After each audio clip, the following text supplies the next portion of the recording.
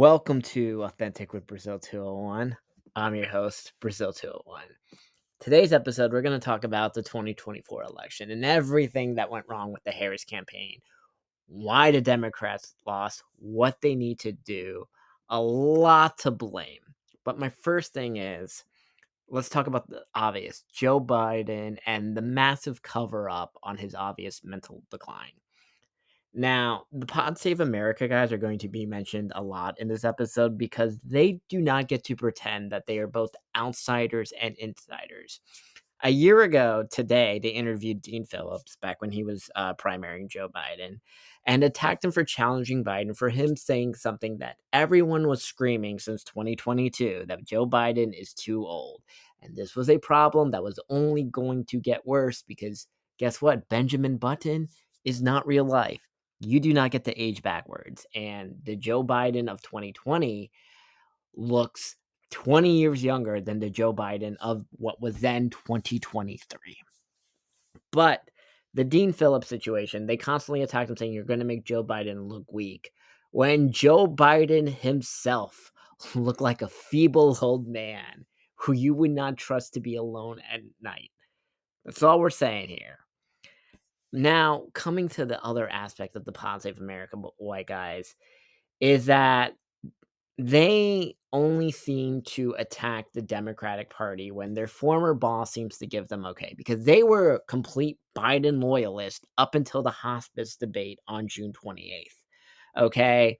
And then suddenly, because you couldn't do the cover up anymore, that he looked like a person that is about to be a walking corpse, that they were like, okay, it's time to turn. And obviously, it's allegedly Barack Obama gives them the okay on when they're allowed to insult certain aspects. But now they want to pretend that they are both outsiders and insiders and playing this nonsense game. Like, you don't get to be best friends with the fucking Harris campaign staff. Also, want to attack the what I like to call the most annoying activist left, when I'm almost certain most of the people you employ are part of said activist list. Because here's my little information. I was a part of their Vote Save America Slack right after like the swap out happened. I was like, sure, I'll join this. And I wanted to fucking shoot myself 5 minutes into that Slack because it is full of your stereotypical, as I like to say, bushwick Democrats, which are the introduce yourself with your pronouns. My trigger warnings are this, and they were the annoying defund the police. Uh, we don't need a border. Like, they're that type of stereotypic Democrat that we all hate and can't stand. And I was just like, this is the most annoying fucking shit ever. And it's those people who like shout the statistics that, you know what, crime is down. Immigration is not a problem. The economy is great, which is all bullshit when the average person does not believe in any of this nonsense. Now, full disclosure, I am in New York. Okay. I am a registered Democrat. Obviously, I am planning to run for president in 4 years. Now, the question is, do I run as a Democrat? Do I run as a Republican? Because I could go as a Republican and just say, the Democratic Party left me, like, in a very Tulsi Gabbard way. Or I could be a person who tries to reinvent the Democratic Party in the way that Trump took over. Because let me tell you this, the Democrats need their own narcissist sociopath. And I like to say, I'm the guy. And it's not going to matter about what you tweeted in the past, anything. None of this bullshit like, oh, you said something offensive 12 years ago or this or that. That shit does not matter anymore. And if you are still a person who's going to bitch and want these annoying moral purity police, I hope you enjoy never winning an election ever again, because the average person does not care. The Democratic Party is the HR that we hate. Okay, those stupid videos that you're supposed to watch once a year that teach you how to not be racist, how to not commit sexual harassment, and all the other nonsense that you're forced to watch. That is basically what the Democratic Party is right now. And this nonsense of people trying to pretend they're populist, looking at you, Chris Murphy of fucking Connecticut. You were not clever people, and we can smell the bullshit. I do not like AOC at all, but she is at least authentic to her style of bullshit of she's fighting for people, but she also is the annoying land acknowledgement and the identity politics aspects of everything. And that is just, you know what? she'll never. I just want people to understand AOC could never win a statewide race in New York. She could never win mayor. She can never win the governorship. She cannot win the Senate. I just want people to understand that. If she ran for the governor primary in 2 years, she would lose to Mike Lawler in the general. Because I do think she could beat Hochul. Anyone is going to beat Hochul in a primary.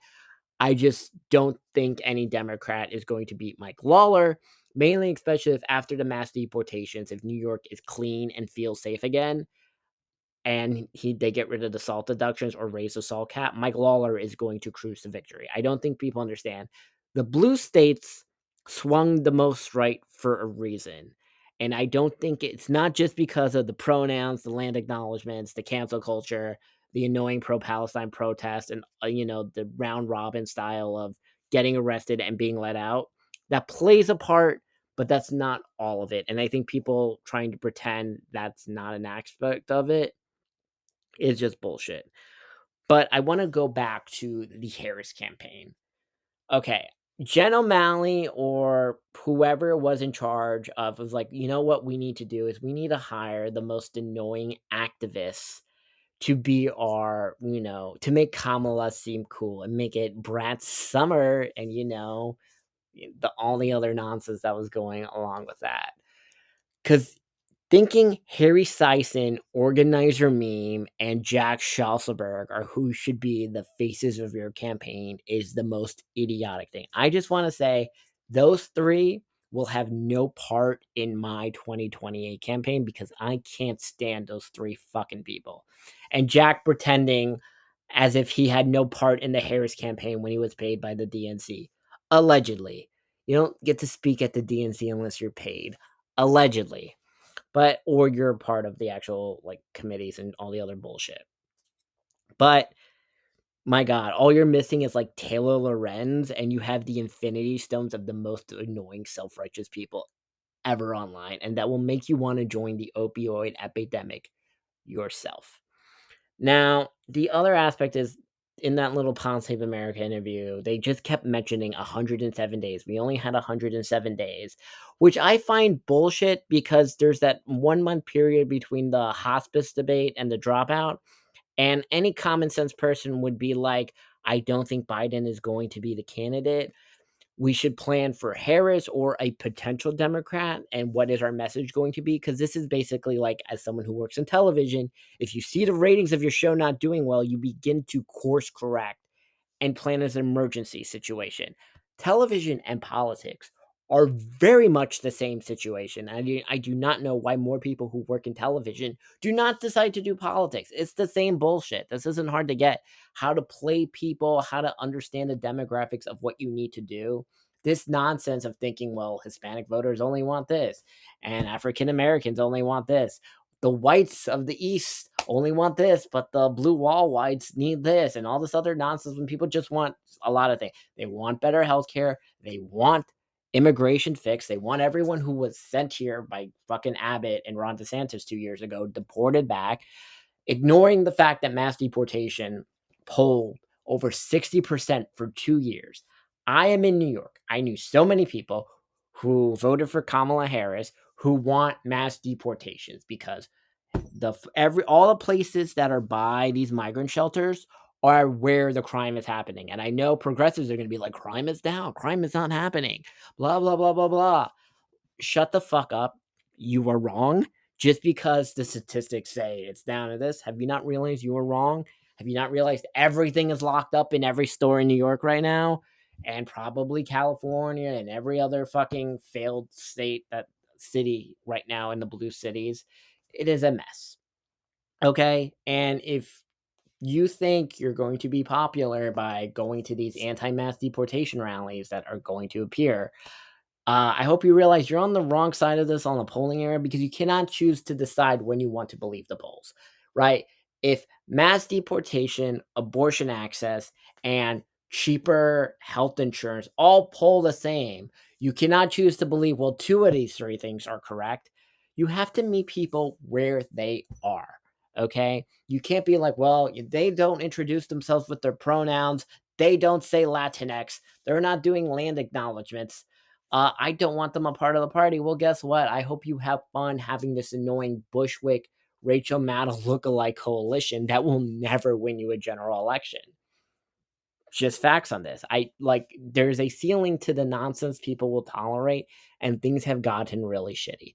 And Joe Biden's legacy is amazingly, hilariously bad now. Because just think, if Joe Biden had lost in 2020, we would be at the end of the Trump era right now. But now that Joe Biden is sandwiched between two Trump terms, Joe Biden is the anomaly. Trump did better in every election. He won the popular vote. And don't do this nonsense where it's like, well, he only won the popular by 1%. He doesn't have a mandate. Dude controls all three branches of Congress. He gets to do whatever the fuck he wants.